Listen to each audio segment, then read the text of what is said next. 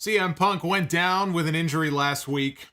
We knew coming into tonight that AEW had to come up with a battle plan. How are they going to get to the Forbidden Door show, crown an interim AEW World Champion?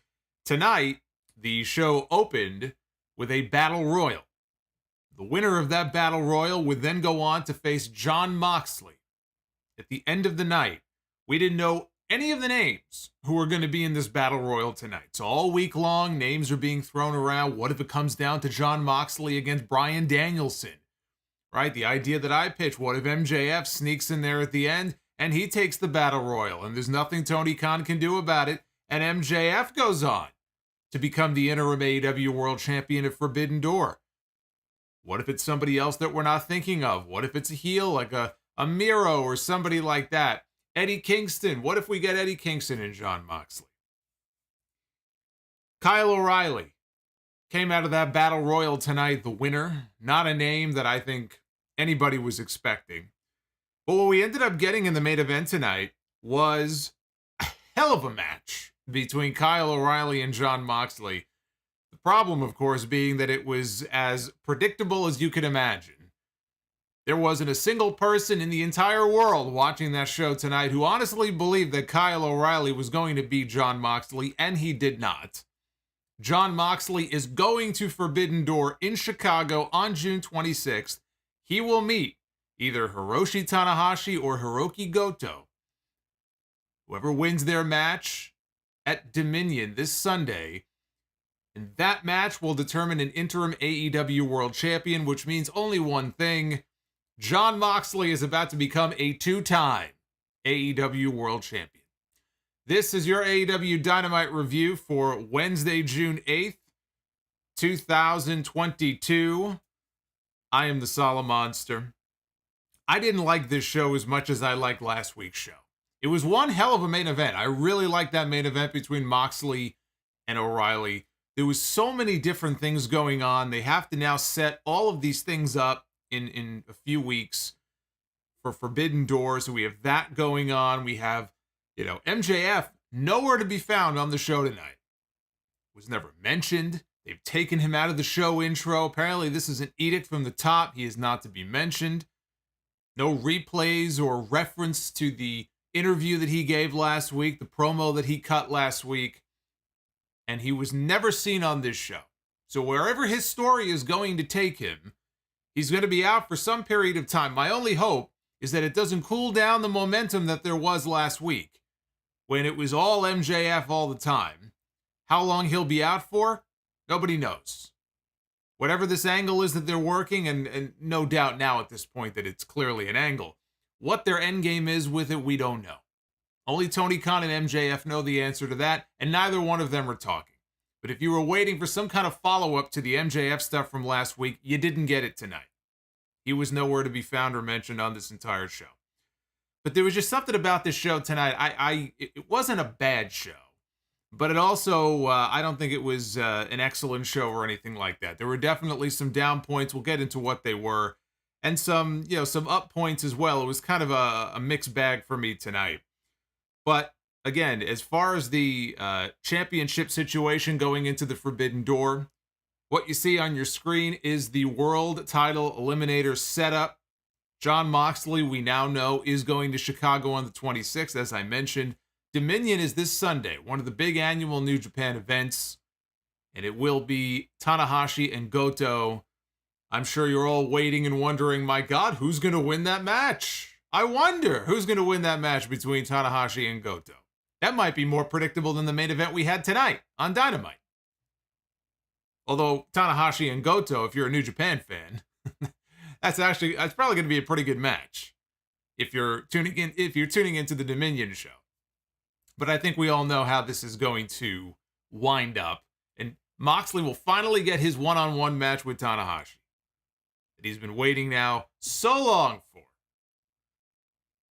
Now, CM Punk, I mentioned him. He is still the AEW World Champion. Of course, he got hurt last week. They still haven't talked about exactly when the injury took place, how it happened. We know how it happened. You go back and you watch the beginning of last week's show, it's pretty obvious how it happened. He came out, he was all smiles, everything was good. And then he did that stage dive into the crowd, and his leg hit the guardrail, and after that, he was limping, he was fiddling with his boot.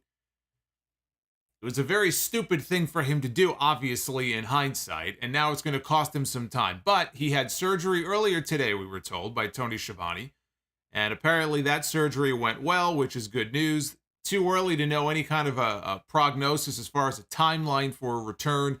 Are we talking weeks? Are we talking months? We don't know. But at least the surgery was a success. Also today, by the way, Cody Rhodes was supposed to have his surgery. I believe he did, to repair his torn pec. So today was the big surgery day today. Everybody was getting all repaired and sewn back up today. Let's see who makes it back first. Is it going to be Punk or is it going to be Cody? Based on how that torn pec looked in that last photo, he posted a photo from home. It only got worse. It only got worse since the pay-per-view and since Raw on Monday night. His whole arm, it's almost like he's going to look like Venom soon. Like it's taken over his whole fucking body. It's going to be a long time before we see Cody back in the ring. But what this does now, if things go the way that it appears at Forbidden Door, it sets up an eventual showdown to crown an undisputed AEW World Champion between Jon Moxley and CM Punk. That's a program that we've never seen before. Now, I'm sure there was something with them, back in WWE when Punk was feuding with The Shield, but never a proper program or a major, match between the two of them.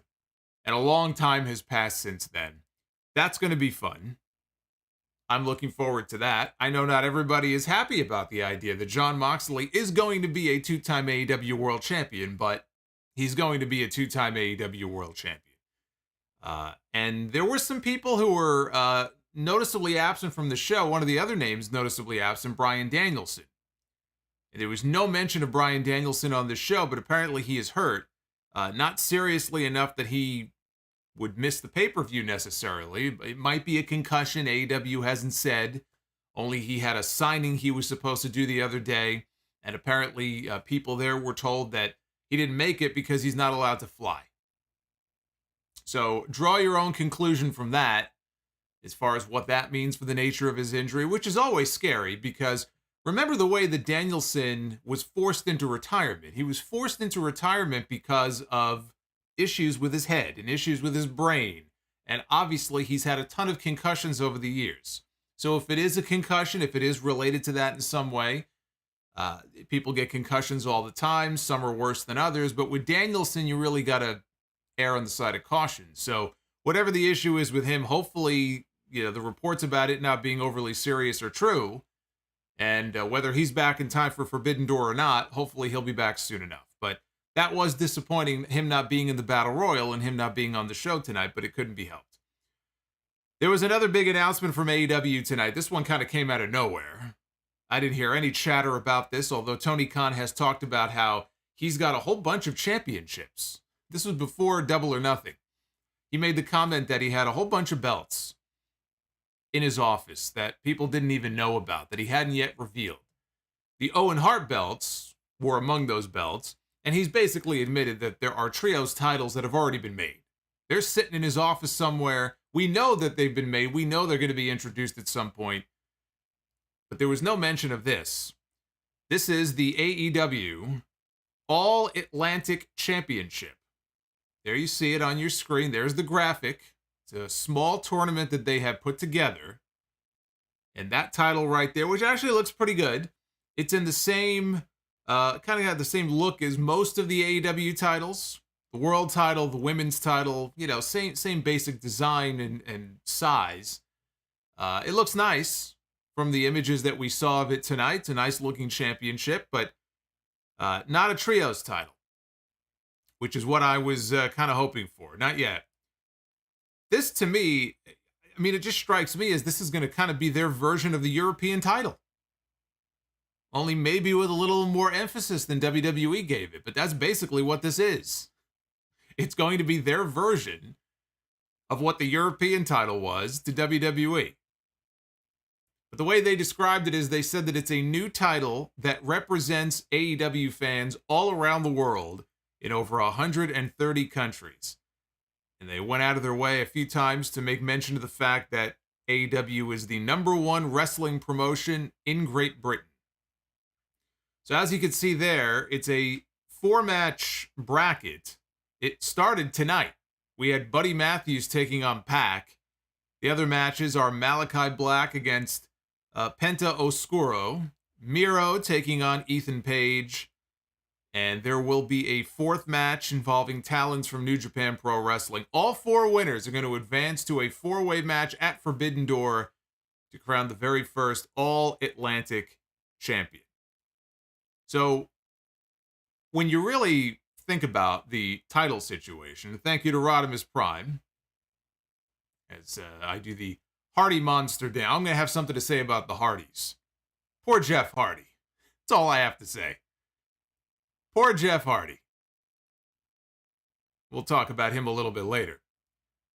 But you think about this, we have the AEW World title. We're about to have an interim AEW World title at the end of this month.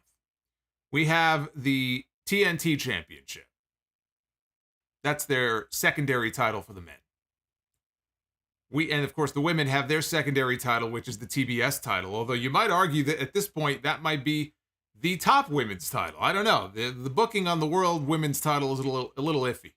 And Jade Cargill, I will say right now, there is no champion right now in AEW that is booked as strongly and I think is as dominant as Jade Cargill. So I will say that. We have the world title for the men. We have the interim title is going to be on the way soon. We have the TNT title. We have the FTW title, which is not an official AEW belt, but it's recognized and it's been defended on television. And Ricky Starks has it with him every time we see him on TV. Right? We have the tag team titles, obviously, but we'll put that on the side. We're talking about the singles belts right now. We have 2 Owen Hart belts, one for the women and one for the men. Now, those are not meant to be defended yet. At some point, they might be. But you've got Adam Cole on the show tonight. He's got a title, too. He's walking around with a championship over his shoulder. Right?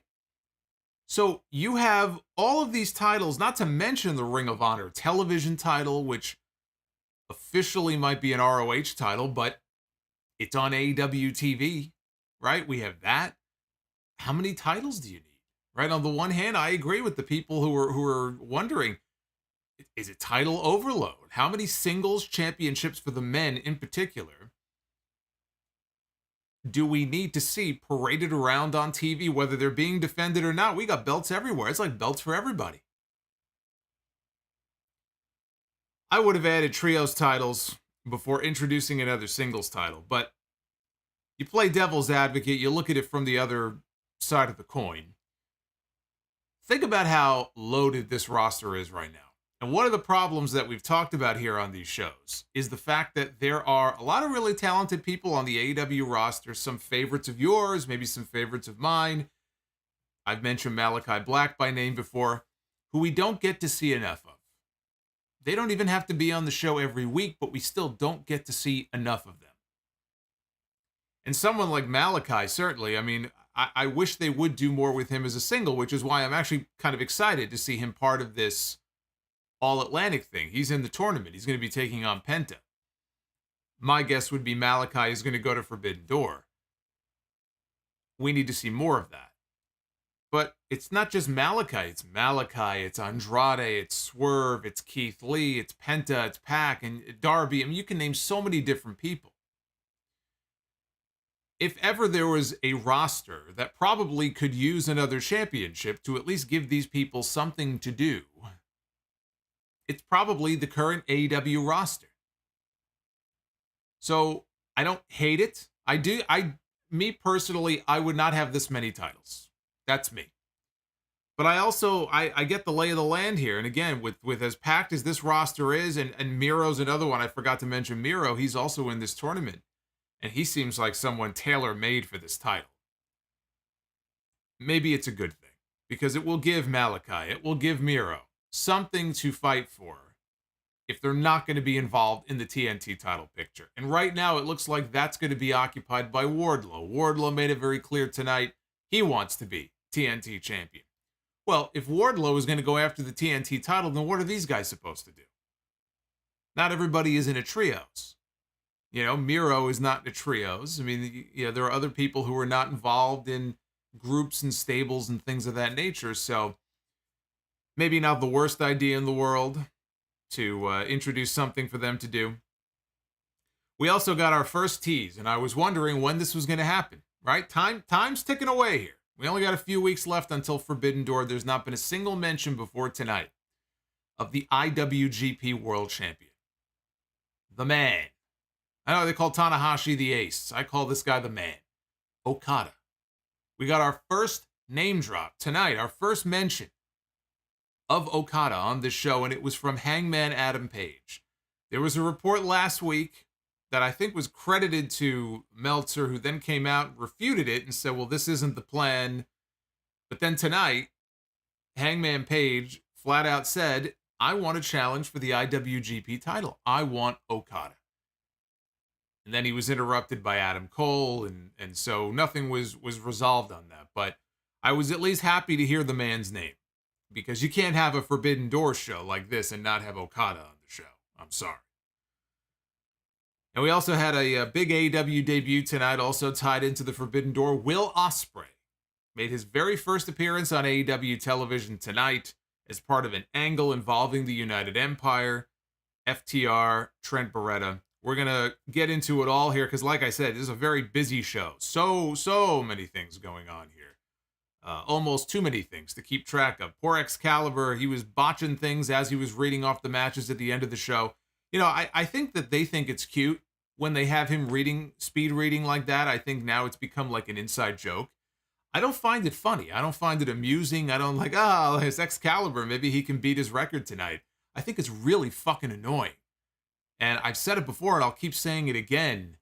You need to give people a chance to digest these matches that you're announcing for Friday and then announcing for Wednesday. I understand television time. They only have so much. Then you got to trim some fat from the rest of the show and give your announcers time to look into the camera and tell people, okay, here's the lineup for next week. And then maybe take a few seconds to even talk amongst themselves about one or two of the top matches coming up. Give them a chance to absorb what you're talking about. It's to the point now where your own announcer is tripping over his own words and has to apologize and say, oh, no, I didn't mean that. I didn't mean that for Wednesday. I meant that for Friday. Oh, we're talking about Dynamite. Like, come on.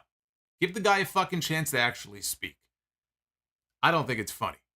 I just think it's stupid. And I don't know why they keep doing that.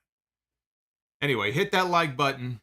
Make sure you're subbed to the channel. We are on the verge. I don't know how many of you saw my tweet from earlier, but we are on the verge here on this channel of 69,000 subs. Oh, yes. Oh, yes. We're going to have a 69 party up in here. So I want you all to 69 me, and I want you to hit that sub button if you are not already subscribed to the channel. Because the quicker we get to 69K, we can celebrate and have ourselves a good old party here on the channel. So go ahead and do that. Super chats are open. I'll be reading all of your messages as they come in a little bit later. There is a new $40 Shanky Shuffle for anybody who's feeling frisky tonight. Want to give a quick shout out to B Dunn P and Tom Phelan. Shout out to those two guys, two of our latest channel members who just joined the channel, so you could also go ahead and join. Become a Sound Off channel member if you would like to do so. Then the slow march to 420. You're waiting for 420K. You're going to be here a while. I'm going to be on AARP by the time we get to 420. So, we opened. Let's get right into this here. We open with the 21-man Casino Battle Royale. Tony Khan made that announcement earlier today. Shout out to Scotty Mays, who just became a sound-off superstar. It took me 10 seconds. I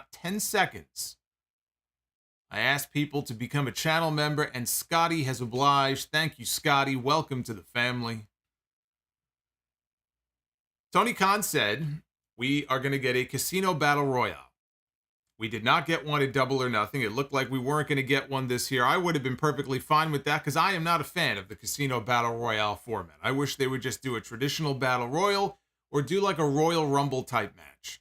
Lucha Underground did a Royal Rumble. They didn't call it a Royal Rumble. I guess legally they couldn't. But they put their own spin on it. You could do pinfalls and stuff, but just the way they did it, it was really well done. I'm sure AEW can come up with their own Royal Rumble type concept. I don't know. I don't like the format of these. So anyway, this is what they opened the show with. As I mentioned, the winner was going to go on to challenge Jon Moxley at the end of the show tonight, with the winner going on to Forbidden Door. Darby Allin got the first entrance, but Daniel Garcia, Tony Nese, Lance Archer, they were already in the ring. They got no entrances. Lance Archer is just sitting on the top turnbuckle, just kind of hanging out. We don't get to see him very often, but every now and then he kind of shows his face to remind us that he's still here. Lance Archer is still here. Eddie Kingston was out next. So the first five of them, they go by the suits, right? The suits of the cards. You got the clubs and you got the spades and blah, blah, blah. So they were the clubs. Kingston went straight for Daniel Garcia. We also got a showdown in here with Darby and Eddie. They went at it here for a little bit. They were starting to swing wildly at each other. The next group out was the FTW champion, Ricky Starks, along with Jake Hager, Ray Phoenix, Swerve Strickland, and Keith Lee. We got a face-off between Lee and Archer. We got the two big guys going nose to nose. Archer dumped him over the top rope. Lee landed on the Excalibur, thought he was gone, but Lee landed on the apron. Keith Lee got him up in a powerbomb position back in the ring, but then dumped him out over the top rope to the floor. So, adios, Lance Archer. See you again in about 5 weeks. The next group out was John Silver, Konosuke Takeshita, Max Caster, and the Gun Boys. Next group out was Powerhouse Hobbs, Bobby Fish, Kyle O'Reilly, Dante Martin, and Wheeler Yuta, back from Japan. He's been over there in the Best of the Super Juniors. He just got back. Darby climbed up top. He had a coffin drop onto Fish and O'Reilly on the floor before they could even get into the ring. Phoenix knocked Caster off the top rope and out to the floor. Keith Lee dumped the Ass Boys out immediately after that with a double clothesline, but then the most interesting moment of the match to me. Swerve Strickland swerved his own tag team partner, and he eliminated Keith Lee. Snuck up on him from behind, knocked him out over the top rope. They zoomed in on Keith Lee once he got back up, and he did not look happy. He was fuming. This was not one of those like, you got me, you're my boy, you got me, but every man for himself. No, Keith Lee was pissed.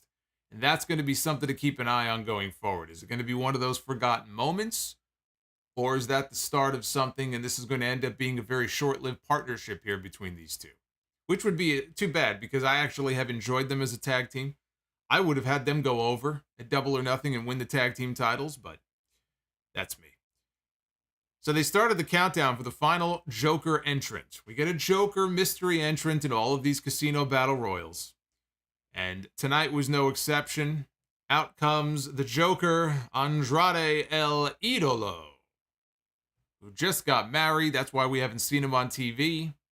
Back from, I don't know if they were on their honeymoon or what, but just got married to Charlotte Flair. So Andrade is officially a Flair. Eddie Kingston went out. I think, he eliminated Daniel Garcia. And then Jake Hager eliminated Eddie Kingston. So that was the sequence of eliminations there. Starks knocked Takeshita off the apron backwards into the guardrail, so he was gone. Team Taz low bridge Dante Martin, and Dante went flying out of the ring, so he was eliminated.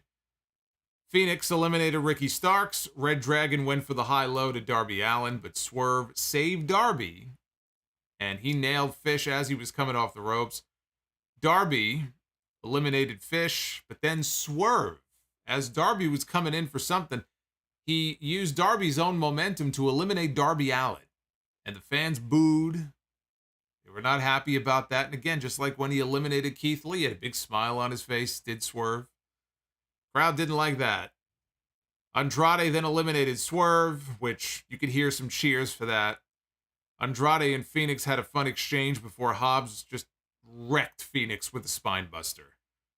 And when Hobbs tried to dump him out, Wheeler Yuta came up from behind him and he dumped the big man out to the floor, so out went Powerhouse Hobbs. That brought us to the final four. Andrade, Kyle O'Reilly, Wheeler Yuta, and Rey Fenix. And in the end, it came down to Kyle O'Reilly and Wheeler Yuta. They were really trying to build up the idea that, well, Yuta's part of the Blackpool Combat Club, so it might be him against Moxley. It wasn't. And it came down to Kyle O'Reilly, the last man standing. He wins the Battle Royal. Again, I mentioned earlier, no Bryan Danielson. That was disappointing, but he is supposedly hurt. Adam Cole also nursing some nagging injuries. He was on the show, but not in the ring. They want to keep him and Danielson out for a few weeks, and hopefully they'll be able to wrestle at Forbidden Door, but there's no guarantee. So, as Battle Royals go, it wasn't anything special. If you've seen one AEW Battle Royal, you've seen them all. I mean, there really isn't one that stands out to me as better than the other. It was okay. It was a Battle Royal. But what struck me about this, and one thing I didn't like, and I posted a tweet and I kind of jumped the gun, and then in the very next segment, we found out about this new title they were introducing with the tournament bracket. And there were at least some names in there. I can understand why they weren't in the Battle Royal. But even still, okay, MJF, they kept off the show. I think it's a missed opportunity. I'm of the opinion, whatever their plans were, strike while the iron is hot. There was an opportunity here to get the title on MJF and really heat this fucking guy up. And if Punk is going to be gone for 2 months or 3 months, however long it is, you got the summer of MJF. He's holding that title hostage. He's going to make Tony Khan's life a living hell. And you've got that match set up for when Punk comes back with Punk and MJF. That's what I would have done. They chose not to. Whatever their plans are for MJF, they're sticking to the plan. When all is said and done and MJF eventually returns, and he will, it might become very clear why they didn't break from their plan. And I might look at it then and go, you know what? I'm glad they didn't. In hindsight, I'm glad they stuck to their guns. This was a much better idea. Nobody knows exactly how this thing is going to play out. But again, I'm of the mindset that there was an opportunity there to slide him in there and do something really interesting with him, and they didn't do that tonight. But how do you explain, you have this Battle Royal, right? And you're going to crown an interim AEW World Champion. The winner of this is going to potentially, if they beat Jon Moxley, go on to the Forbidden Door in the main event to challenge for the AEW World title. How do you explain having a Battle Royal like this, and you've got, with all kinds of high stakes, and you've got Tony Nese, you've got the Ass Boys, the fucking Gun Club, right? But you don't have people like Malachi Black. You don't have people like Miro. You don't have people like Chris Jericho. Whatever you think of Jericho, Jericho's one of the biggest names that they still have in this company. Former AEW World Champion. Where was he? He wasn't even on the show. Some people are probably happy about that, but just logically, why wouldn't he be in the Battle Royal? And you can rattle off a whole bunch of other names. They tried to at least explain why Wardlow wasn't in there, and I thought that was a lame excuse. I'll get to Wardlow a little bit later.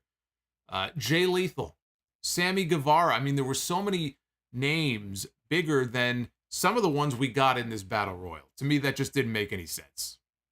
There should have been more name people in this match than there were, given what was on the line.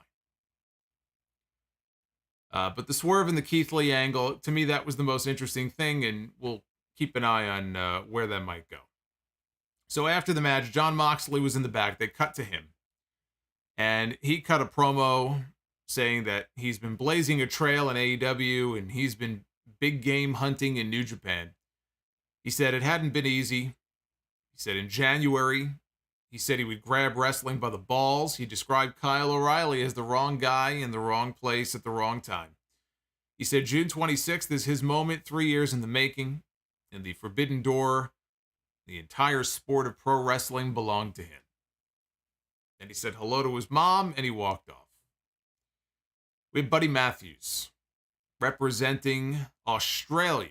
Because again, in this all-Atlantic tournament, different people are representing different countries from where they're from. Buddy Matthews representing Australia against Pac representing the UK. House of Black against Death Triangle. This was an All-Atlantic Championship Tournament qualifying match. When I saw the announcement from Tony Khan earlier today that they were going to do Buddy Matthews against Pac, and this is before any of this All-Atlantic stuff was mentioned, I was very happy to see that, and I immediately just became more interested in this than anything else on the entire show. And these two did not disappoint. The main event, I would probably put the main event just slightly above this match, but this was a hell of a match between these two.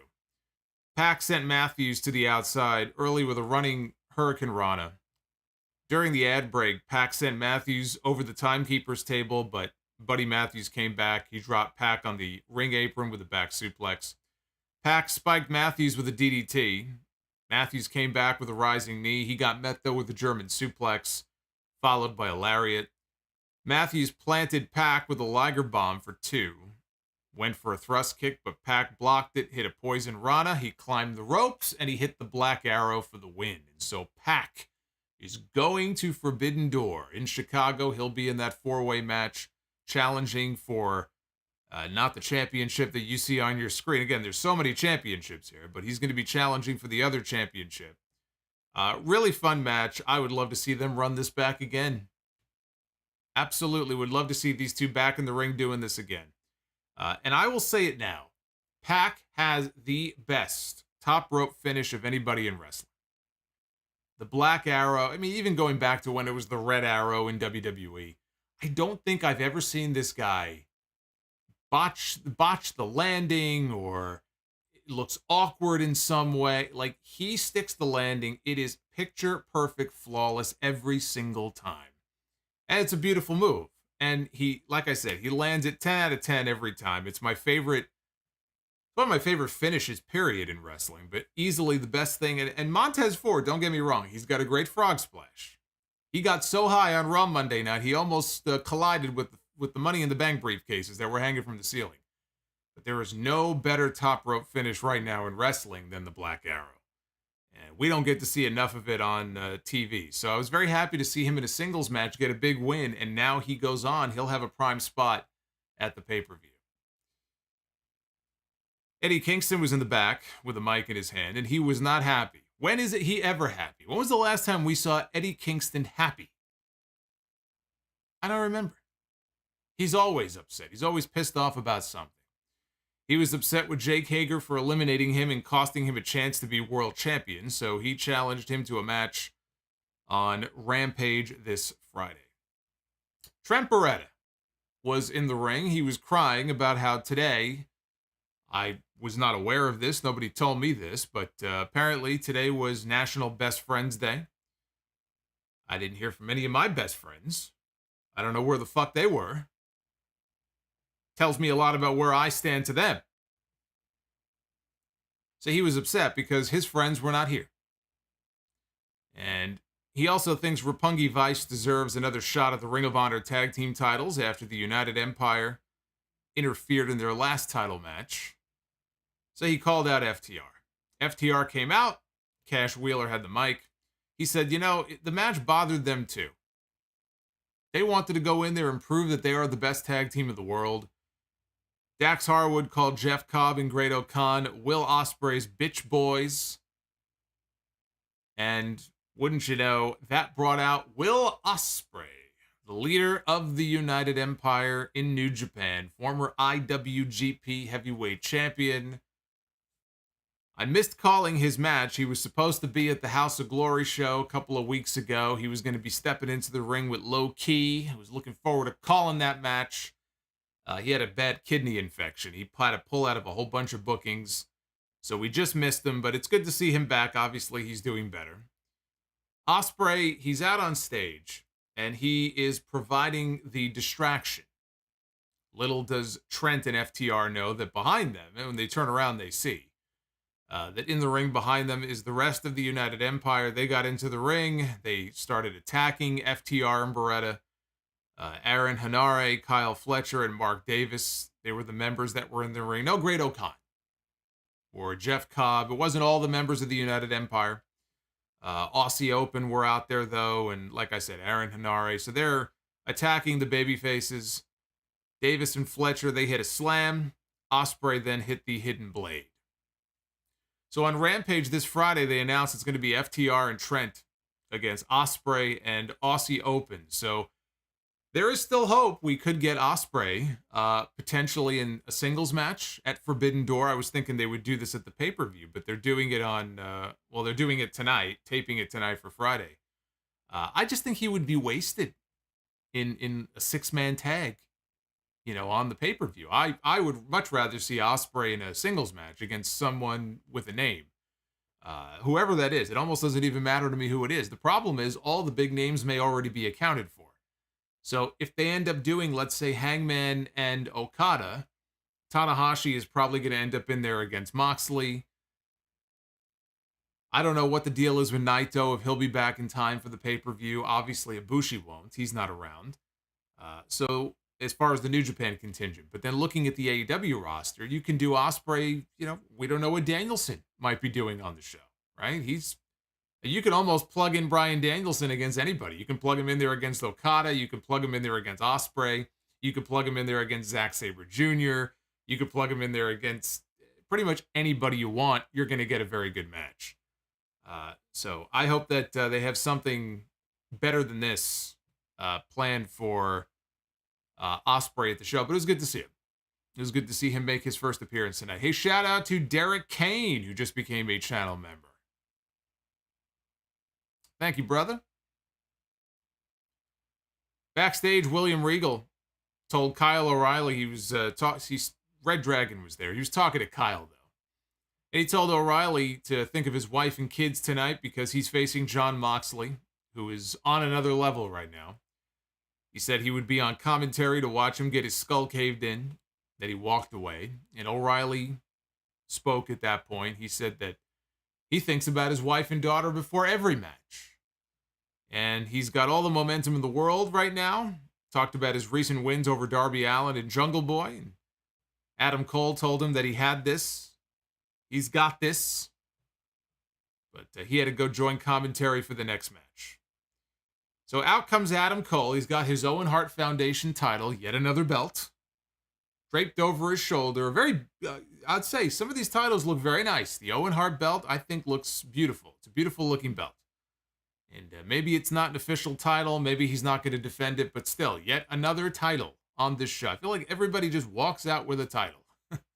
Whether it's an AEW title, a Ring of Honor title, a IWGP title, whatever it is. Everybody's got a belt. Adam Cole sat down for commentary for this next match, which was David Finlay of New Japan Pro Wrestling taking on Hangman Adam Page, the now former AEW World Champion. This was his first appearance since losing the title to CM Punk at Double or Nothing. Page took out Finlay with a tope suicida. And after he got up, he walked over, and I don't know if this woman was maybe his wife, or it could have just been a random fan. But he walked over to this woman in the front row who had a nice big cup of beer, and took the beer and took a sip, gave it back to her. Finlay came back with a chop block. Page started a comeback with a fallaway slam coming out of the break. He followed that up with a plancha to the floor. Hangman wanted the dead eye, but Finlay countered into a backbreaker for 2. Page caught a crossbody, but Finlay cradled him for a near fall. Hangman flipped out of a German suplex. He leveled Finlay with a clothesline and then hit the buckshot lariat for the win. So, it was a good showing for David Finlay, but I really think this would have benefited by at least showing a video package or something, before the match. even if people know who he is, they've heard the name before, he's coming out on your show for the very first time. It's not like a surprise appearance. OSPREAY came out, right? Okay, they're not going to have a video package all queued up for Will Ospreay. But you announced this match a week ago, right? And I don't care what they may or may not have put on their YouTube channel. This guy's coming out for his very first match against Hangman Page. Even if you just splice something in while he's making his entrance, show a little video package explaining who he is and who his father is and, some of his accolades that he's won in his time in New Japan. They didn't do any of that. They kind of left it to Excalibur. He may have mentioned some stuff. I don't fucking know because he's always talking so goddamn fast. So who the hell can keep track of what this guy is even saying? So anyway, I thought though it was a good match. So when the match was over, Hangman took the microphone. And we had Hangman talking about how he wanted to come out here and say some stuff about the AEW World Championship. However, it's not looking like he's going to be getting a title shot anytime soon. He says, I wasn't in the Battle Royal, and it doesn't look like it's in the cards for me to get another crack at that title in the near future. Then he said he remembered that there's more than one world championship in professional wrestling. And so he said at Forbidden Door, he wants the IWGP World Heavyweight Championship. He wants Okada. That brought Adam Cole out of his chair. Adam Cole had a few things to say about that. He pointed out that the champion might be Jay White. Don't just assume. Don't just assume that Okada is going to be going into Forbidden Door with the IWGP title, because at the Dominion show on Sunday, it's not just Tanahashi against Goto for the right to challenge for the interim AEW belt. Okada is putting his title on the line against Jay White. It's going to be Okada and Switchblade in the main event. And, Adam Cole, he's good friends with Switchblade. So he mentioned that. Don't take it for granted that Okada is going to be the champion. He said, unlike Hangman, he's a champion, having just won the Owen Hart Cup. He thinks that he deserves a shot at the IWGP title, and he called himself the franchise player in AEW. So that could set up a match between Cole and Hangman, unless they announced it. Let me check real quick here. Did they announce it for next week? I wrote the lineup down. Maybe they announced something, and I didn't. No, I don't think they did. But we may get a match at some point between Cole and Hangman. I could see that. Winner goes on to challenge for the IWGP belt at Forbidden Door. It seems to me like that's what they're setting up here. And so, look, we may end up getting Hangman against Okada, just like that report from last week suggested. I don't have an issue with that. I would rather see Okada and Bryan Danielson. That's the match I want to see. If we're not going to get that match, Hangman and Okada, they'll have a fine match. They had a fine match in the G1 many years ago in New Japan. In fact, Hangman hit the best-looking buckshot lariat I've ever seen him hit in that match. It was on the floor. He was in the crowd. He did it over the barricade. If you could find a clip of it, it looked fucking great. So if that's the match that we end up getting at Forbidden Door, I think that's great. Again, I would rather see the other match, but if we're not going to get that other match, I have no issue with this being the match, as long as Okada is on the show. He's the biggest attraction he's the champion, but he's the biggest attraction in New Japan. Best wrestler in the world. You've got to have him on that show. Doesn't matter who it's against. You've got to have him on that show.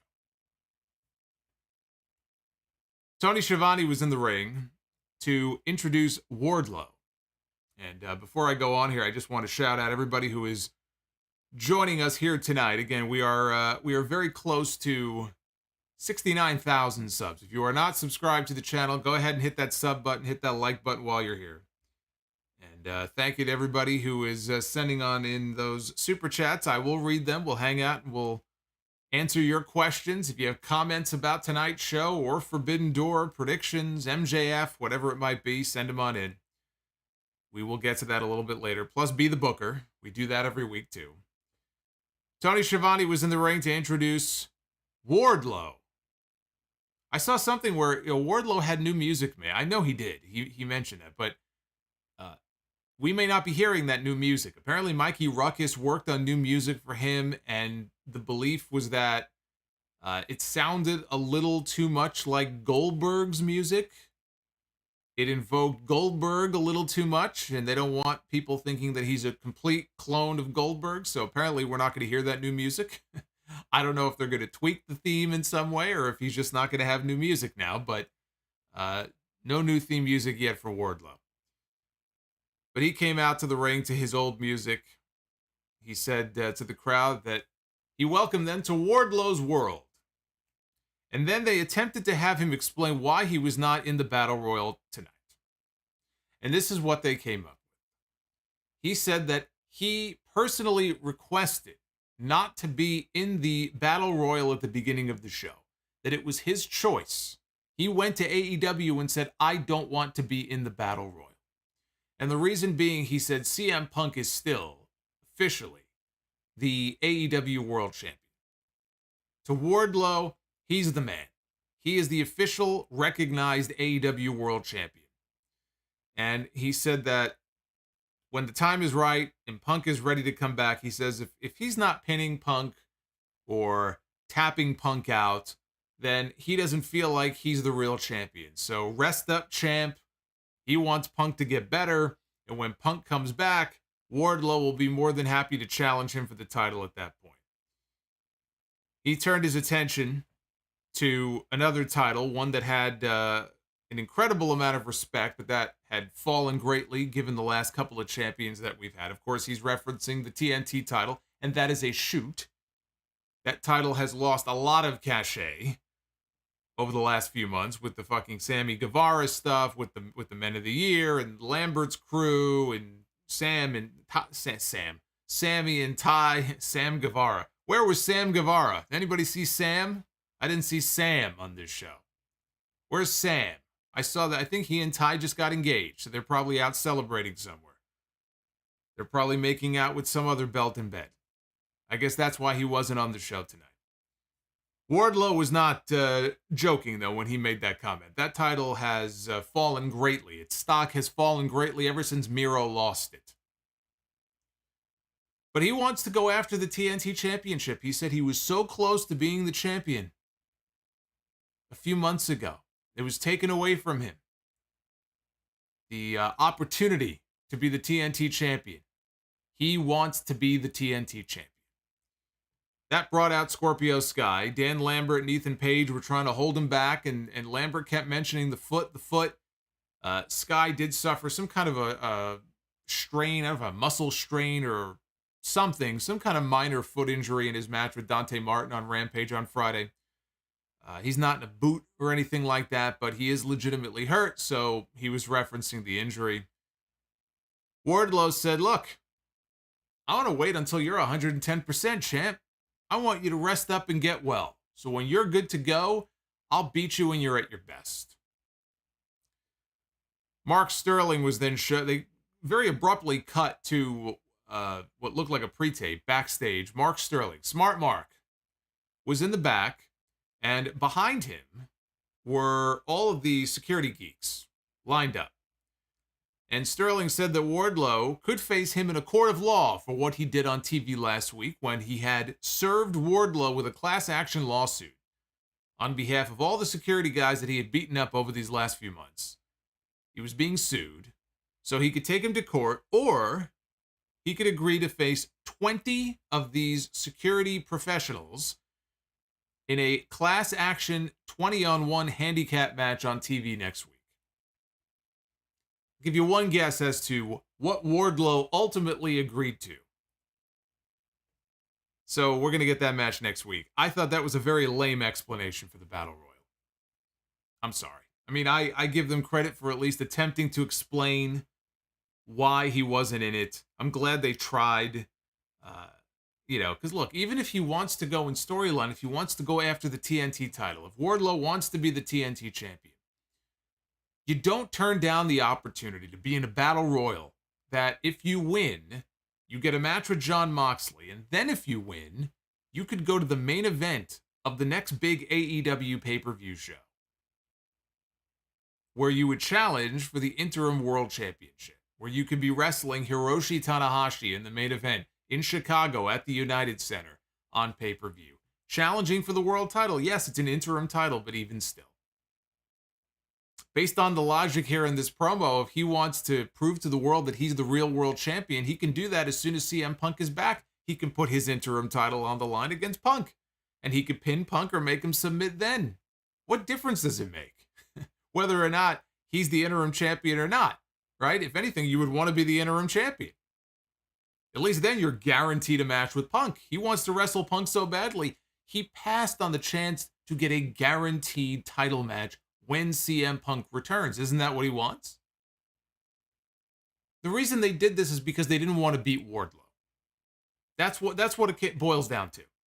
They didn't want Wardlow in the Battle Royal if he wasn't going to win. And if he won the Battle Royal, he was going to lose to Jon Moxley. Because they didn't have plans to put the interim title on Wardlow. Wardlow against Punk is not the match they wanted. So they had to try to come up with some explanation for why he wasn't going to be in that Battle Royal. Him saying that it was his choice is not the way that I would have gone. I just thought that was a lame explanation. You're still doing this storyline with Smart Mark. Even if you think it's just such a dumb thing, it's beneath Wardlow. They did the segment on TV last week. He got served with these papers, right? Tonight, we had another promo from Mark Sterling. They're continuing the storyline. Now he's going to be in this handicap match next week. It would not have been that difficult to come up with some kind of explanation where Mark Sterling intervened. The attorneys got involved and prevented Wardlow from being able to participate in the Battle Royal. You could even have Wardlow come out. And then out comes Mark Sterling and says, whoa, whoa, whoa, whoa, whoa, whoa, whoa. Not so fast, big guy. And then whatever the explanation is legally for why he can't be in the match, and then Wardlow has to leave. And everybody's all pissed, right? Wardlow's all pissed. Even that would have been better. I just thought it was just lame logic. I didn't like the explanation they used here. I just thought it was lame, lame, lame. Backstage, we had the Young Bucks. Brandon Cutler was recording. They were in their, they looked like they were in a trailer or something. I guess they were in some room.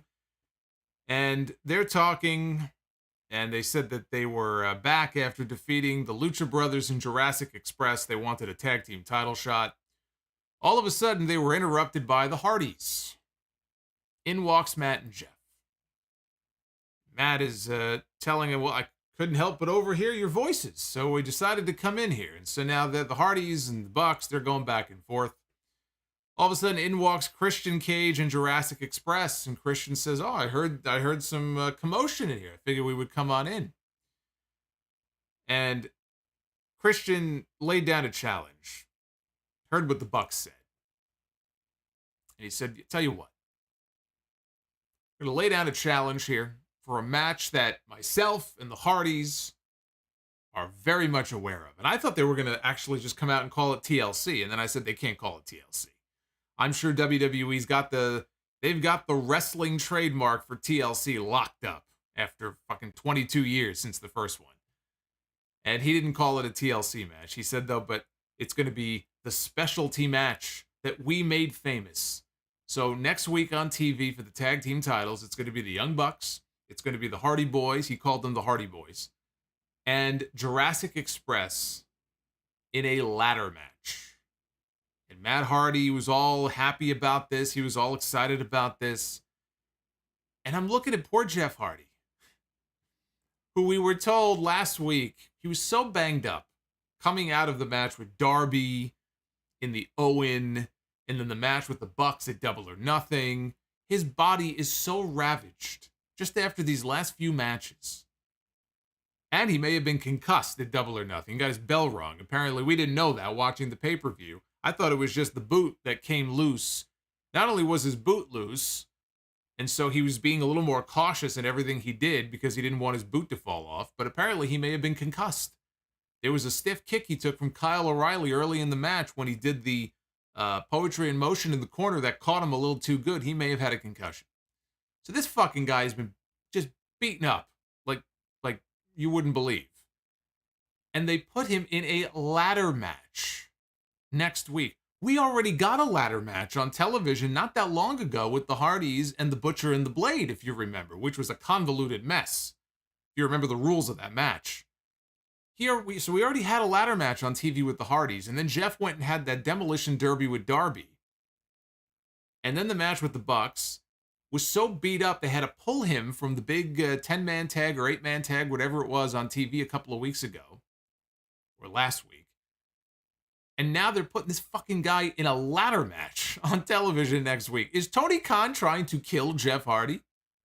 I mean, is that what's going on here?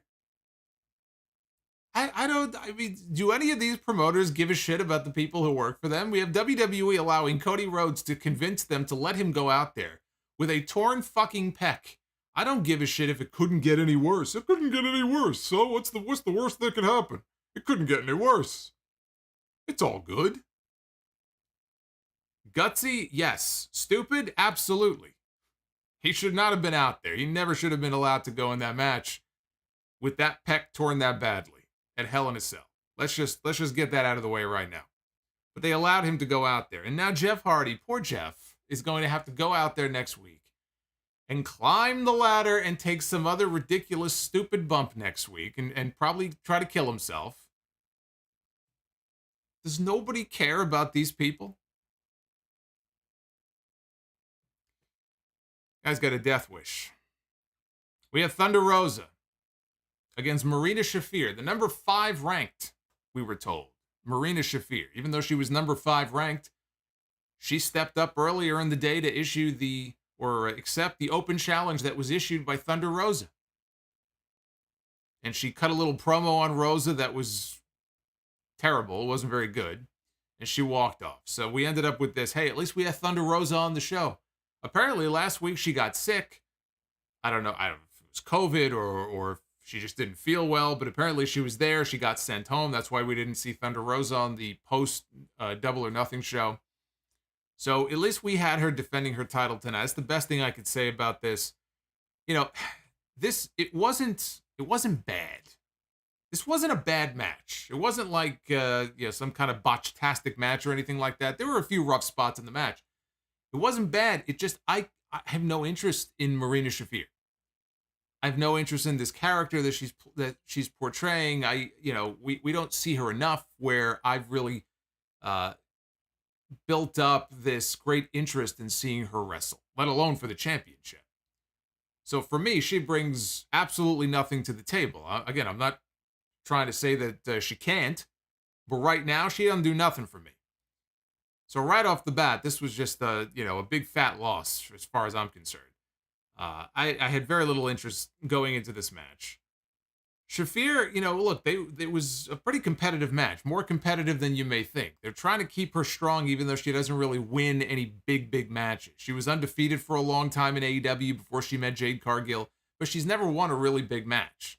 It's one thing to beat a bunch of scrubs or a bunch of no-name people that they sometimes bring in on Dark or whatever. It's very different to be in the ring with a Jade Cargill or a Thunder Rosa or a Britt Baker or a Toni Storm or somebody who we know, somebody who's been established on TV.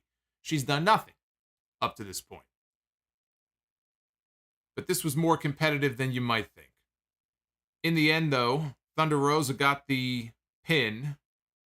We had Shafir lifted her up for a Saito suplex. Rosa rolled through and got the 3 count. So Rosa didn't even hit her finish. She had to sneak a little cradle in there to get the win over this woman. After the match, Shafir kicked her in the back. She was landing some strikes. She applied a very odd-looking submission. I don't know if she maybe didn't hook it in all the way. It didn't look very devastating to me. Toni Storm ran in to make the save. That got my interest. That's the person I wanted to see come out here. Toni Storm came out. She made the save. Rosa delivered a Fire Thunder driver to Shafir. Storm picked up the AEW title, handed it to Thunder Rosa.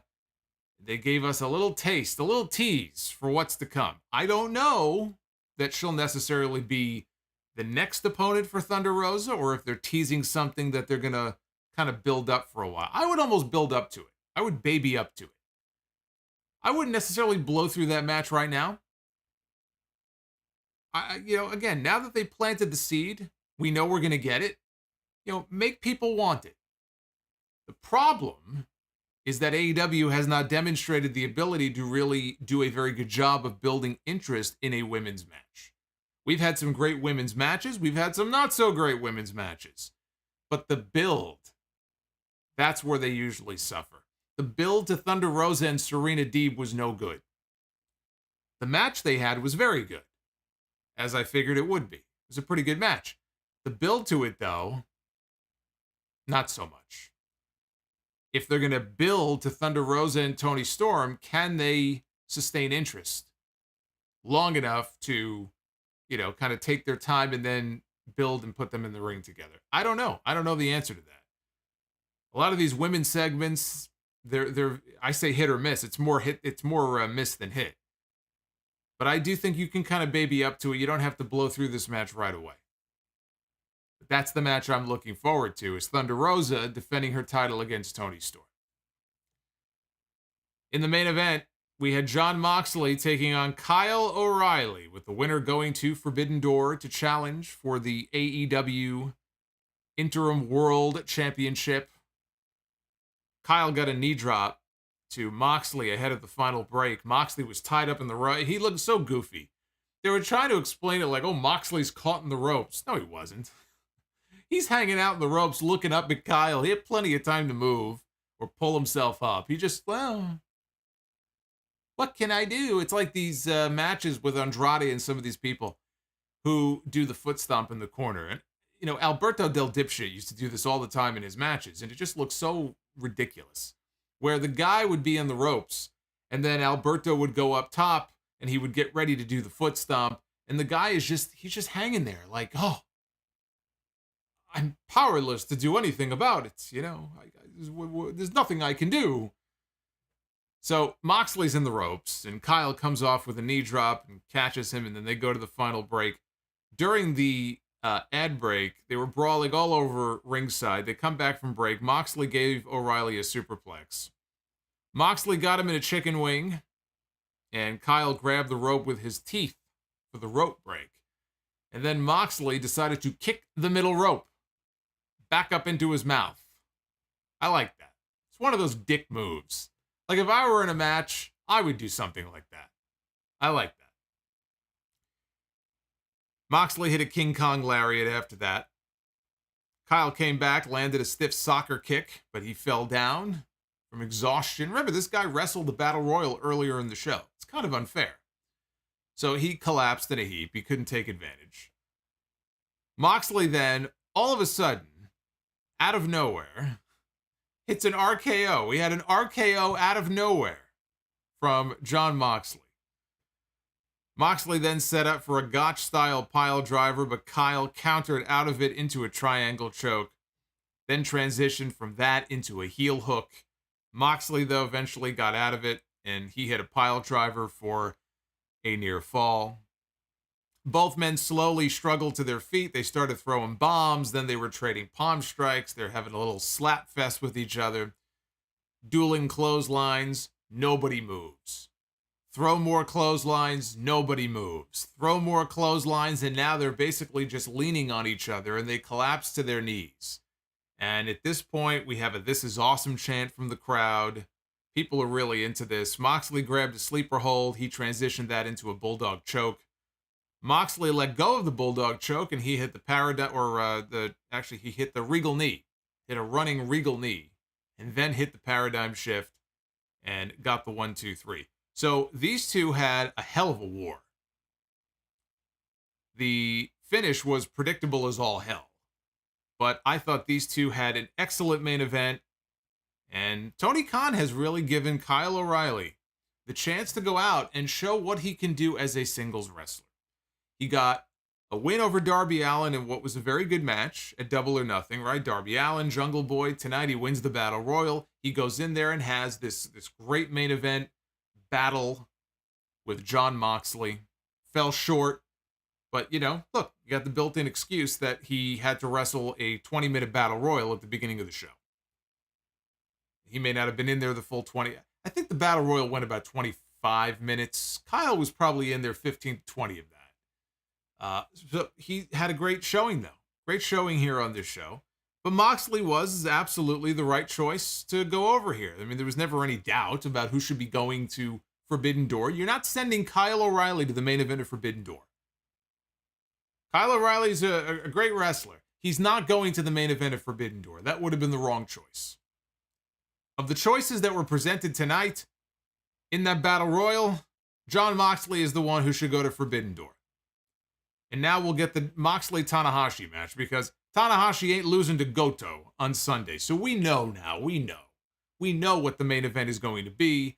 And I think we have a pretty good sense of who the AEW Interim Champion is going to be. Now, if we knew that Tanahashi was going to be sticking around for a while, I would consider putting that title on Tanahashi. I would put the title on Tanahashi. If I were Tony Khan and I knew that I had Tanahashi for longer, he was going to stick around this summer for an extra month, 2 months, whatever it was, I would put the title on Hiroshi Tanahashi. If they find out Punk is going to be back within 4 to 8 weeks, let's say, Punk comes back, we get the match that we didn't get in Chicago. Maybe we get it in Chicago, but we get it at All Out. If All Out is in Chicago and we get Punk against Tanahashi, we get the match that we were originally supposed to get. The problem is I can't imagine Tanahashi is going to be sticking around for very long. The G1 starts in about a month. I would imagine they're going to want Tanahashi in the G1. It's G1 season, everybody. We've had the last couple of years, the G1, because of COVID and everything, and the Olympics has been delayed to the fall. Well, the G1 now is back in their normal time, which is the summertime. Mid-July is when it starts. So I can't imagine Tanahashi is sticking around. Jon Moxley is going to be the champion, and Jon Moxley is going to be challenging CM Punk. We're going to get our champion against champion unification match between the two of them when Punk comes back, and that's a big main event. Jon Moxley against CM Punk for the first time in AEW is a big main event for them to do. I wish it were Bryan Danielson involved in some of this, whether it was putting the title on him, again, putting him in the ring with Okada. It looks like they're going to go with Hangman in that spot. I don't know what that means for Danielson. Assuming that he's healthy and he's able to be on the card, you could plug him in there with OSPREAY. You could plug him in there with let's see, who else? I was gonna say Suzuki. We already got that, so let's not do that. We had him and Minoru Suzuki already on TV. What would be another? Oh, you know what? Shingo. Almost forgot about Shingo. How about Bryan Danielson against Shingo Takagi? Fuck, of course. There's so many different possibilities. I really hope that whatever he's dealing with is not that serious. It would be a fucking shame for him not to be on that show. But now we have a sense of what things are looking like for Forbidden Door. And as far as the MJF stuff is concerned, like I said, nobody knows except Tony Khan and MJF what the next step is going to be for this angle. I saw the reports earlier today that MJF is looking to explore his options in Hollywood. He might want to try to get into acting. Is that a leaked story? Is that legit? Could be. Nobody knows. It's like the story of him setting up or having a flight booked for him to leave before the pay-per-view and fly out to New Jersey. Was that true? Was that not true? There was a flight booked. We don't know. We don't know where the angle began or where the angle, where the reality of it ended or where the angle part of it began, but where they're going with this, I just hope they don't lose momentum because they've got something special that they could be doing with MJF, but not if they're going to keep him off television for 3 months or 6 months or something like that. Maybe he'll start popping up elsewhere. Maybe he'll start popping up. He'll pop up at a GCW show or something. They've got to do something to keep the angle going. So Rampage this Friday, I did my best to keep track of what Excalibur was saying. This poor fucker. Red Velvet one-on-one with Chris Statlander. Will Ospreay and Aussie Open take on Trent Beretta at FTR. So if you're wanting to see Ospreay Friday night, Rampage, he'll be in action. Satnam Singh will debut.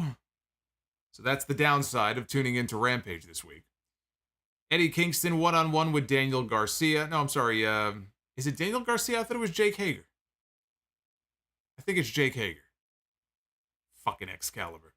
And we're going to hear from Hook and Danhausen. This is where Excalibur, he was talking so fast he got confused, and he thought this was for next Wednesday. That's not for Wednesday, that's for this Friday. Now, next Wednesday is the Road Rager episode of Dynamite. We have Hair versus Hair, Chris Jericho against Ortiz.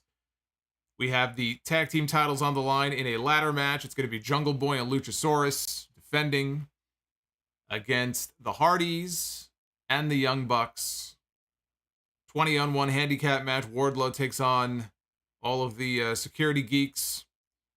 And the All-Atlantic Championship qualifier, it'll be Ethan Page representing Canada, taking on Miro representing Bulgaria. Canada is going down next week.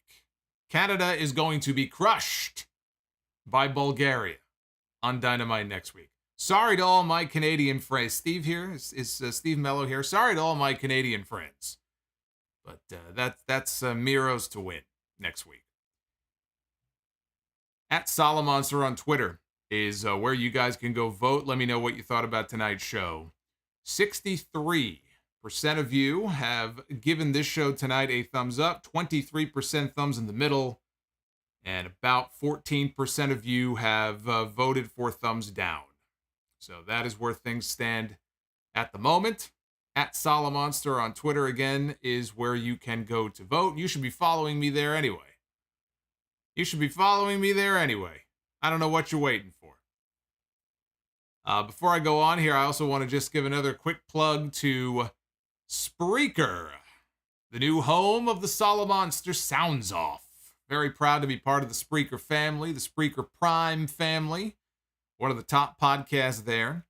Download the free Spreaker app. If you've been using the Podbean app, our good friends at Podbean, you can hold on to it. They got a lot of good podcasts on there, but download the free Spreaker app and find the sound off, like the show, hit the star button, follow the show. But you could also listen in all the usual platforms, Apple, Spotify, Google. Nothing has changed in that regard. It's onward and upward, though, for the sound off. Hopefully you guys will follow on over to Spreaker and show some support there. Let's show the Spreaker folks the strength of the sound off army. So download the app, follow the show. You can leave comments under each episode. It's all good. All right, now, let's see here. What do we got here? What do we got? We got your super chats. We got a whole bunch of messages from you guys. Let's find out what you thought of the show tonight. And thank you to our new channel members as well. Nayef Alsafar, thank you for the double drop. Spicy dried chicken without flavor. I see he's spicy tonight. There's going to be some fighting words in the chat. Didn't specify about what. Food Hive, $4.99. Can't make the stream tonight. Have a catering event. I missed the chat. Love my chat friends, and I'm making the mac extra cheesy for my man, Solomonster. Oh, I can't handle that. You're going to make it extra cheesy. You're going to put me in an early grave. You can't be doing that, brother.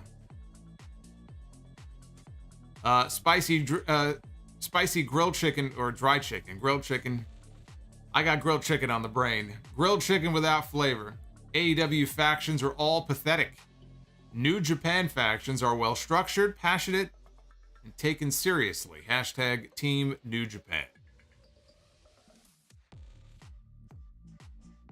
Joseph Brooks with the $4.99. Buy, rent, sell on the best three-way match of all time. Rock, Angle, Taker, Triple H, HBK, Benoit, or Cena, Brock, and Rollins. Rock, Angle, and Taker. I'm going to buy on that.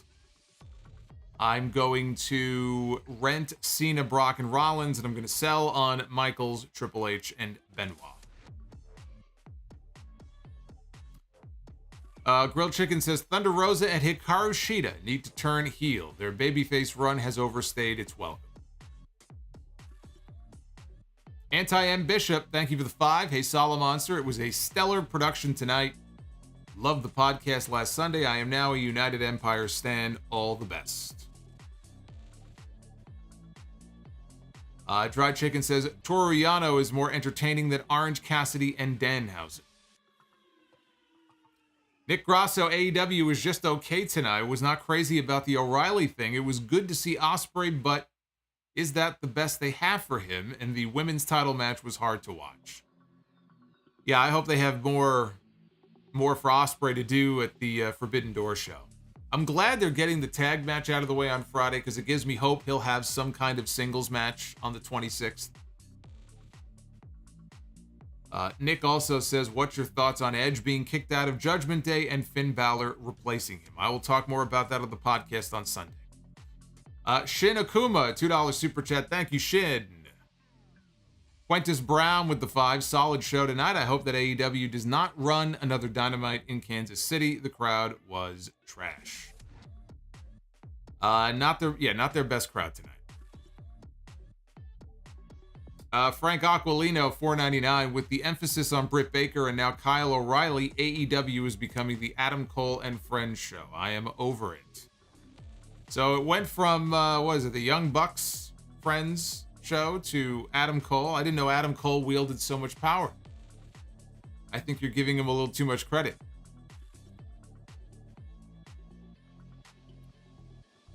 Dried Chicken, more AEW titles. Might as well introduce a trios title, a women's tag team title, and a women's third title called the All Royal Diamond Crown title.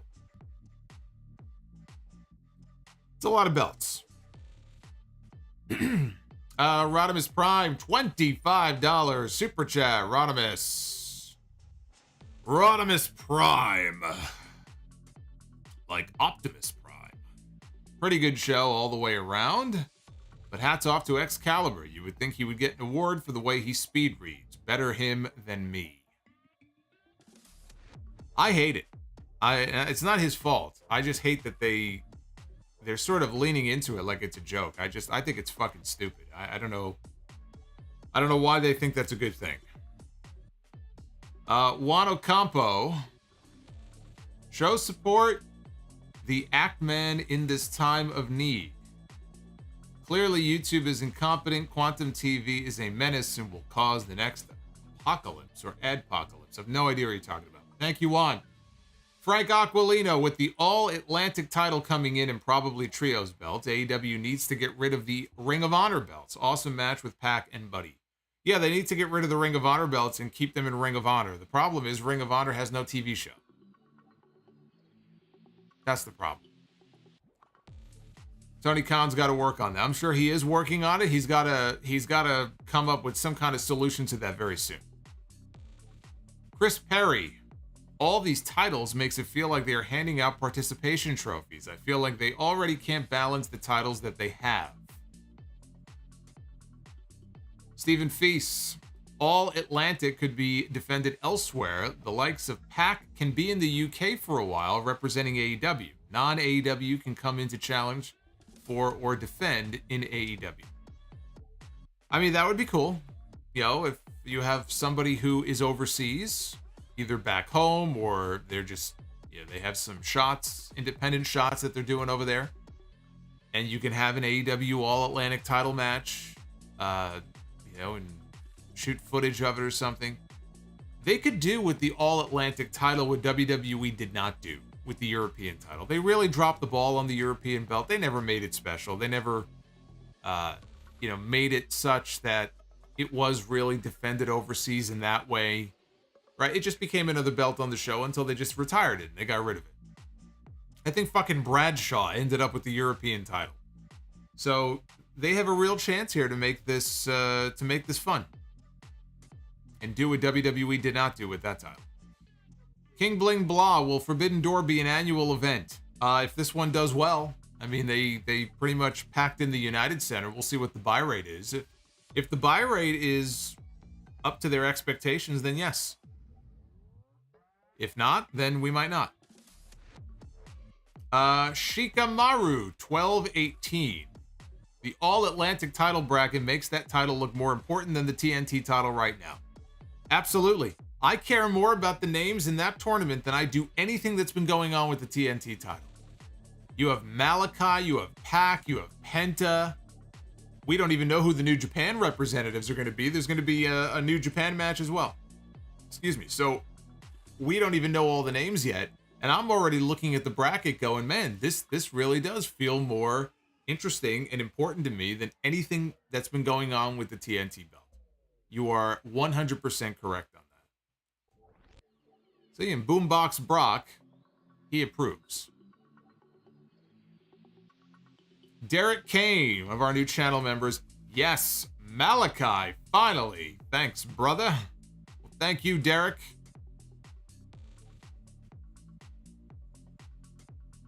Spicy Dried Chicken AEW should also add an all under 30 belt title.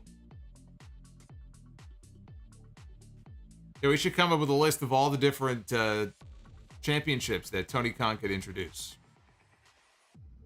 We could do like the best groomed title. People with facial hair, whoever's best groomed will have a title for that, right?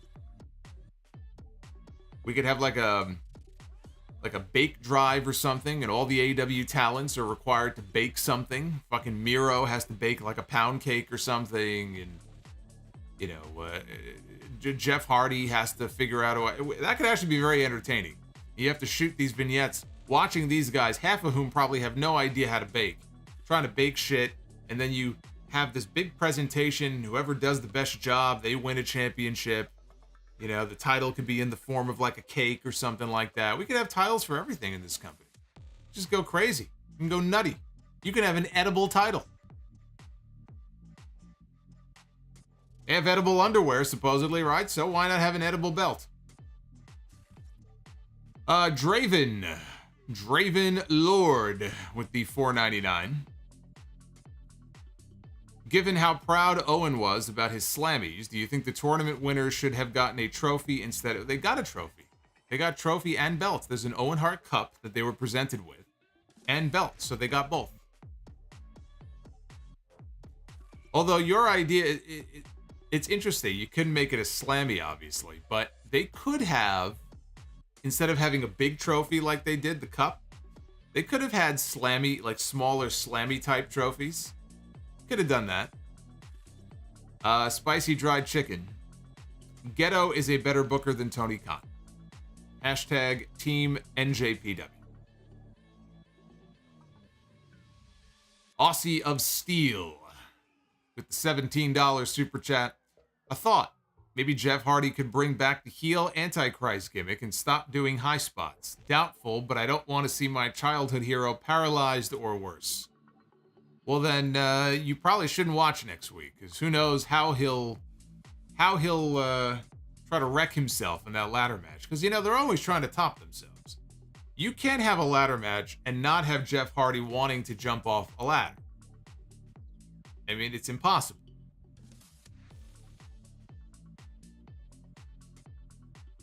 Spicy. Tony Khan's booking has been conservative lately. In what way? True Individual 90. Marina Shafir. Wish.com. Shayna Baszler. Lakers Pats 1. Ric Flair should have been the Battle Royal Joker. Well, he is a Joker. But no, we don't need him. We don't need him in the Battle Royal. We're already going to get Ric Flair back in the ring later next month. That's enough for me.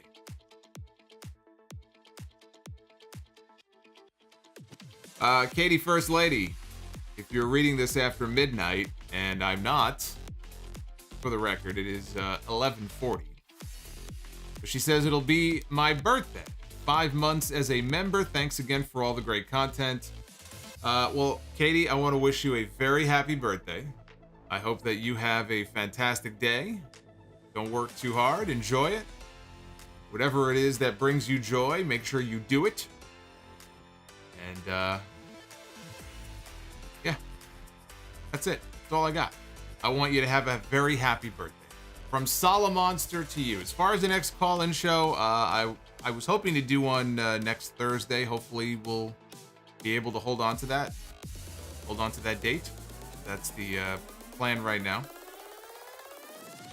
Yeah, somebody mentioned Samoa Joe in the chat. I don't know if he's already filming. I think they did that angle with him backstage when he was attacked by Lethal and Satnam Singh and oh gosh, There's Jay Lethal and Sanjay. Because he is doing something. He's filming some kind of a role. It's weird because he's on, what is it, Twisted Metal or whatever it is, but they're using Joe's body. I don't know if they're using his voice. They're literally, I think, using his body and somebody else's voice for this character. I don't know how that's gonna work.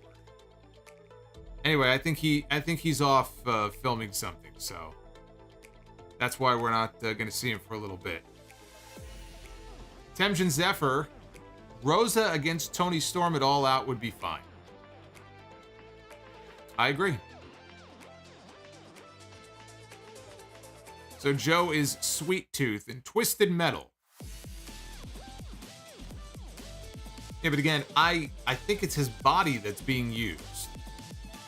Is he doing the voice? All right, supposedly he's doing the voice too. There must be more than one person doing the voice. Because there's another person, I could have sworn they said there was somebody else doing the voice. You know, Joe's got that. He's got that great body. He's got that svelte body. I can see why they would want to use Samoa Joe. Dr. Scorpio, of course, Canadian wrestlers getting screwed over since 1997, or other times I can't remember. Nice to know some things in wrestling never change. I'm just saying, Canada's going down next week. Canada's not winning that match next week. Big Armada 1988, buy or sell. Main event Jey Uso or main event Daniel Garcia? I gotta go Daniel Garcia. I mean, this guy's had more main events than Jey Uso has in singles matches. Feels that way.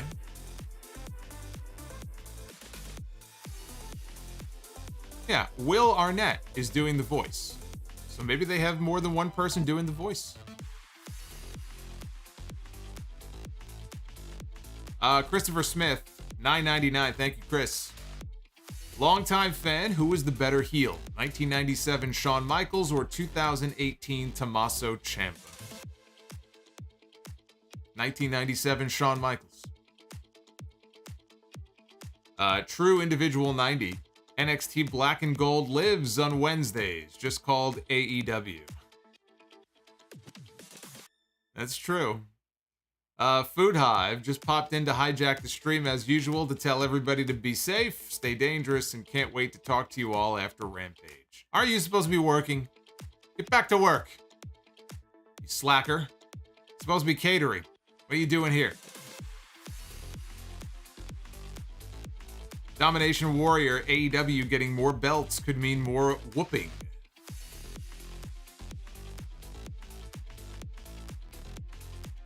Mundane Night Raw with the $5 super chat. Solomonster, they're not security geeks. They're hard-working men trying to put food on the table for their families. They are. They're hard-working geeks trying to put food on the table for their families. There's nothing wrong with that. They should just be wearing shirts that say geeks. Shin Akuma, best outro for the main podcast, so for funny stuff.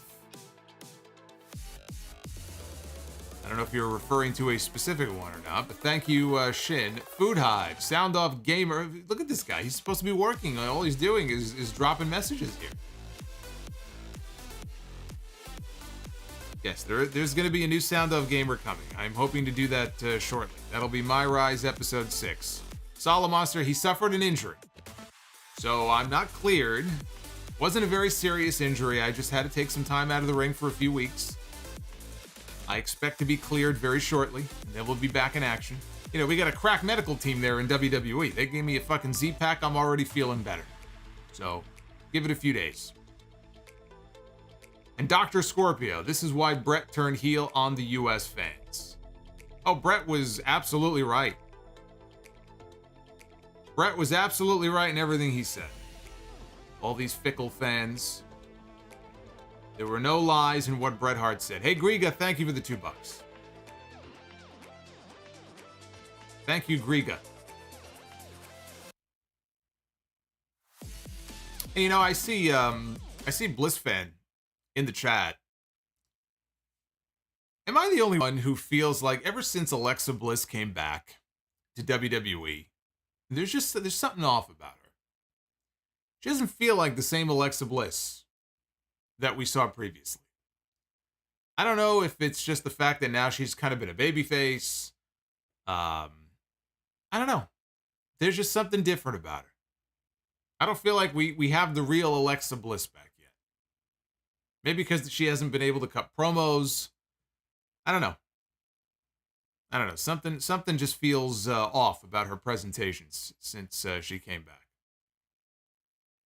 Or it could just be that WWE has no fucking idea what to do with her. That could have a lot to do with it as well. Yeah, there were plenty of stories about her being frustrated that WWE didn't have anything for her. So she's been back on TV wrestling in these sort of meaningless matches, but it really does feel like they don't really know what to do with her. So that probably has something to do with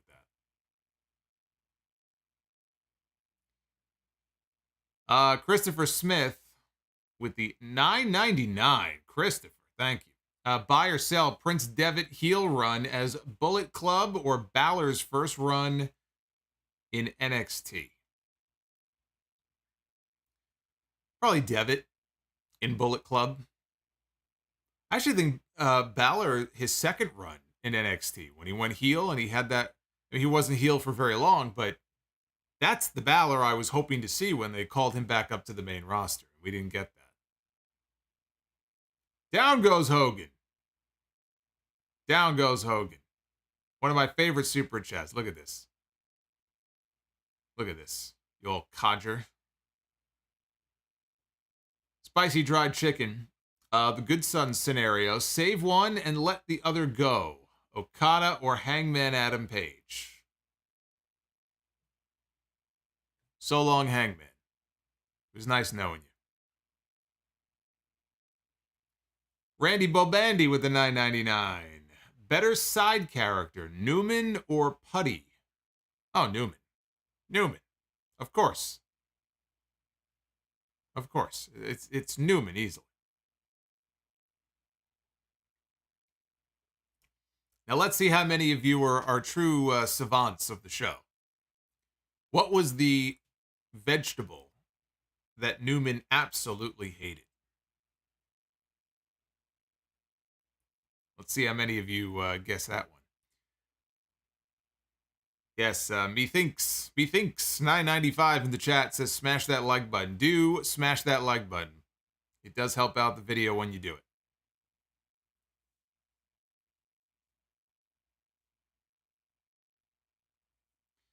All right, I think we're all caught up for now on your super chats. If any more come in, I will read them. But thank you all for the questions and the messages and your support.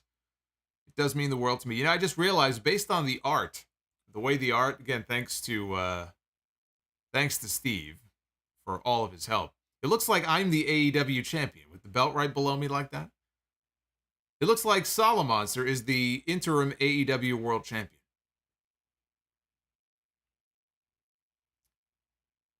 Who would you rather have as the interim AEW World Champion? Solomonster or Jon Moxley? I think that's Moxley in the super chat there with Randy Orton and Baby Russo. Rizzo with the $10 says broccoli. That is the correct answer. That is the correct answer. Vile weed. Vile weed.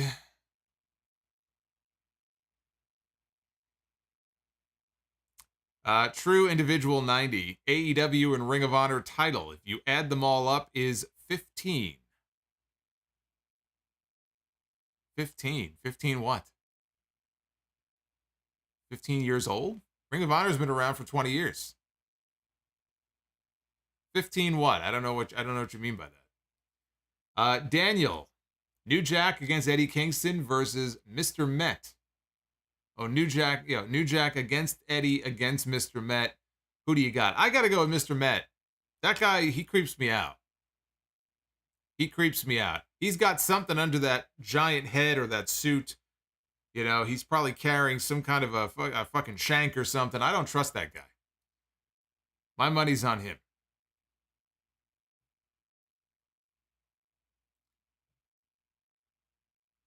Zizou. Missed the stream but came for the end. That's what she said. All right, let's be the booker. Ladies and gentlemen, it is now time to be the booker. Ah, I see what he meant. 15 titles and all. I was thinking you were referring to the world titles. I was like, 15 what with the world titles? What is he talking about? 15 titles and all? Yeah, that sounds about right. And more to come. More to come. Tony's not done yet. There are more to come.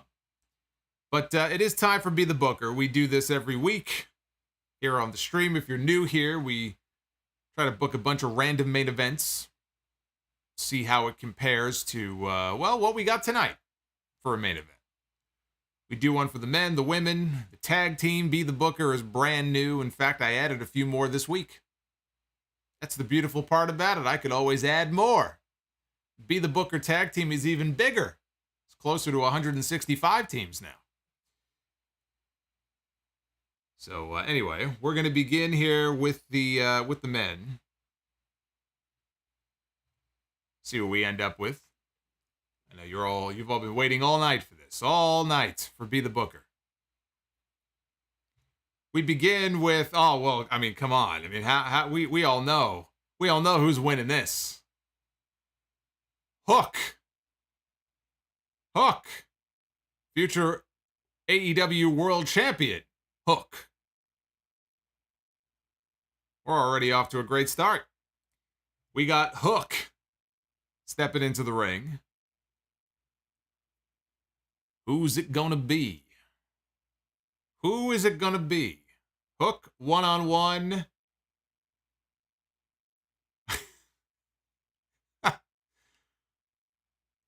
I forgot his name. I forgot his fucking name. You believe this? I put him in here and I forgot this guy's name. What is his name? What is his name? This guy, he's a celebrity. What is his name? It's Wolverine. And his name just popped out of my head. Hook against Wolverine. Actually, I should have rang the bell on that. That'd be a pretty good match. Who is this guy? Hugh Jackman. Jesus Christ, thank you. My brain is just, it's fucking melting. Hugh Jackman. I completely forgot who this guy was. I think I might be the one with a concussion. Oh my God. Anyway, Hook against Hugh Jackman. Yeah, I might have been a little trigger happy. That could be a decent match. Only if it's Wolverine, though. Not as Hugh Jackman. You put Hook in there against Wolverine. That's a hell of a match. Oh, my poor brain. What is going on? It's too late in the night. He's not such a big star anymore. Couldn't figure out who the guy was. It's like Flo in that Progressive commercial when John Hamm walks up and she has no idea who he is. Calls him Tom Ham. That was me just now with Hugh Jackman. All right, let's do this. Let's do the deal here with the ladies. We begin with Nicole Bass. You all remember Nicole Bass. She had that very memorable run in WWE in '99. The peak of the Attitude Era. In fact, she was doing an angle once with Val Venus and Jeff Jarrett and Deborah. So, let's see. I knew we were gonna get comments. Who is that? People don't know who that is. Who is that? That was like me a moment ago with Hugh Jackman. You had to be there. You had to be there during. You either had to be a viewer of the Attitude Era or a Howard Stern fan. But it'll be Nicole Bass against Becky. It doesn't even matter who it's against. But against Becky Lynch. Becky Lynch here.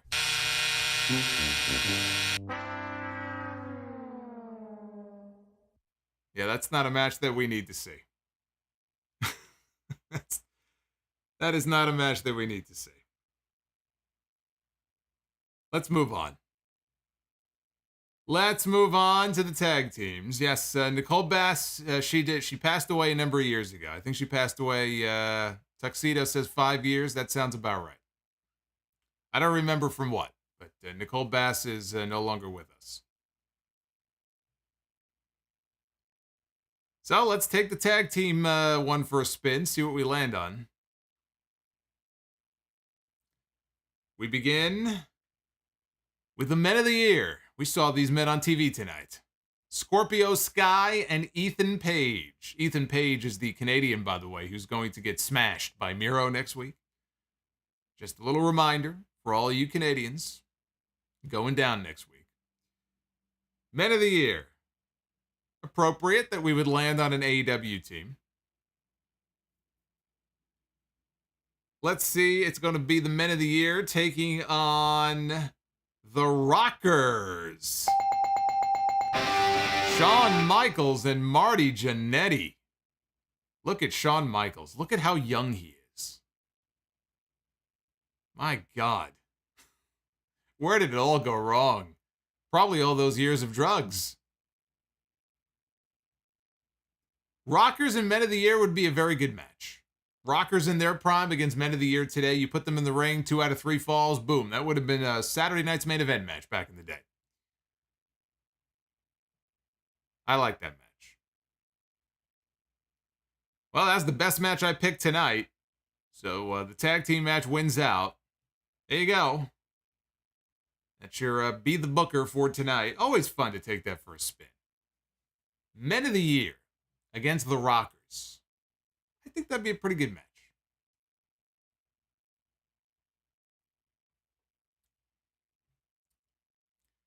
We got Dr. Scorpio. A famous quote from Oprah.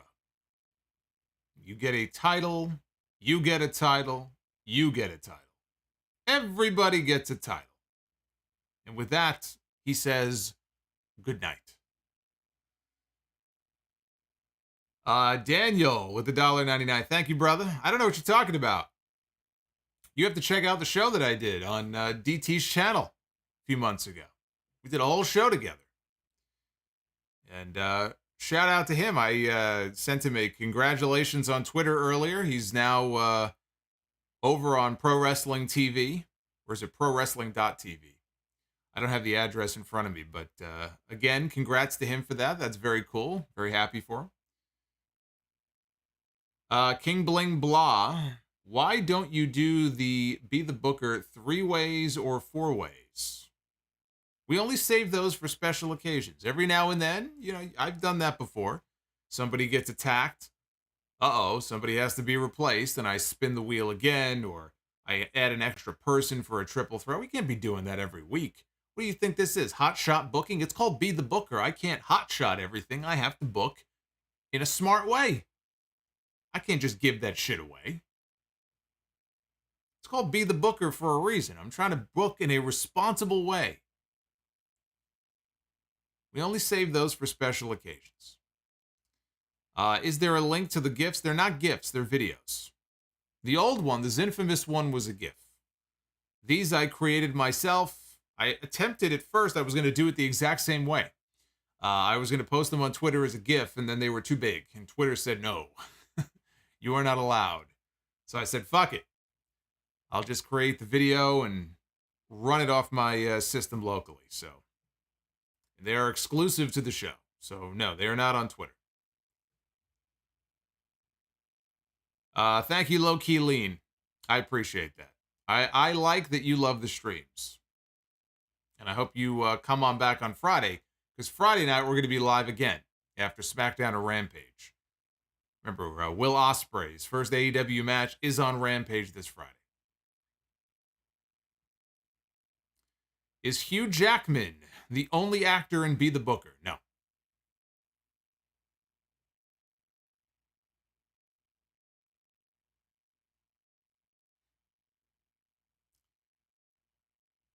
We've got Eva Marie running. Eva Marie is in there.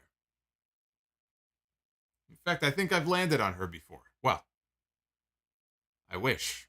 But I think in Be the Booker, I've landed on her in the past. I think we picked her once before.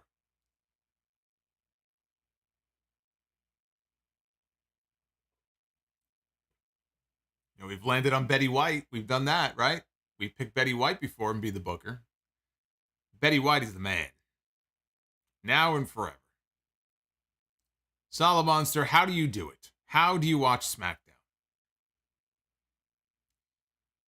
I don't know. It's getting harder and harder, though. What happened? I mean, SmackDown used to be the one saving grace of WWE television during the week, and now I don't know what the fuck happened. I mean, it is just getting harder and harder. I'll say that.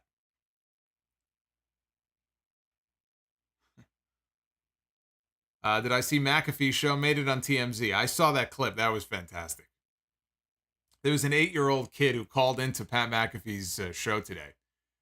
And the kid called in, and McAfee was like, oh, wait a minute, you're too young to be listening to this show. And he's kind of spooked by the whole thing. And the kid is being very respectful and saying that your show, you know, inspires me. And I thought it was going to be a really touching moment, you know, and McAfee seems to be really appreciative of the kid's comments. And it's like a really nice moment.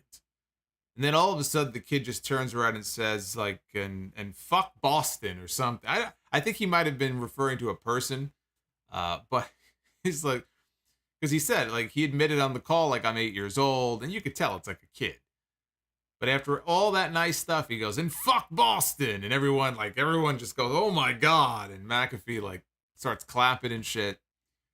One of the all-time great moments in radio, even though it's not technically radio.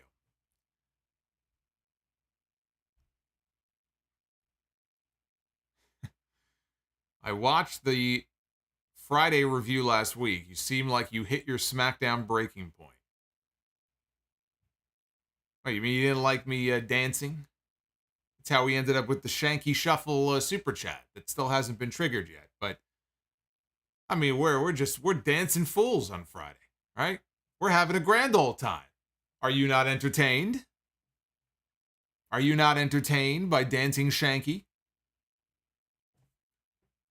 Right? You might get more of it on Friday. I'm sure we'll get Shanky back on TV again. Him and Samantha Irvin, you know, hey, they're gonna be dancing. That's great TV. 2 million fucking people tune in to watch that. Why? I have no idea. No, I haven't hit my breaking point yet. You'll know when I hit my breaking point.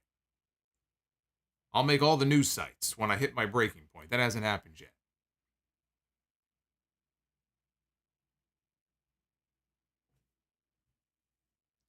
Why is Japan and China on the All-Atlantic Belt? Just call it the Global Force Belt.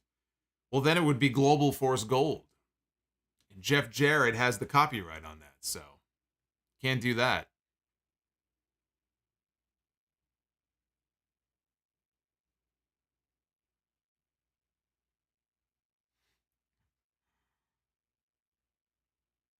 Well, good. Do Not Pass Go says he is very sports entertained. I'm happy to hear it.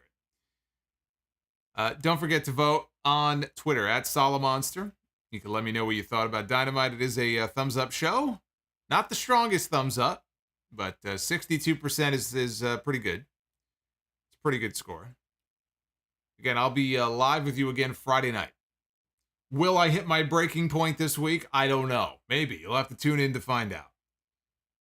So that'll be Friday night. We'll talk SmackDown and Rampage. This Sunday is episode 760 of the Sound Off. I'll talk more about some of the stuff from Raw, the Judgment Day situation, the big swerve with Finn Balor and Edge, and that whole thing.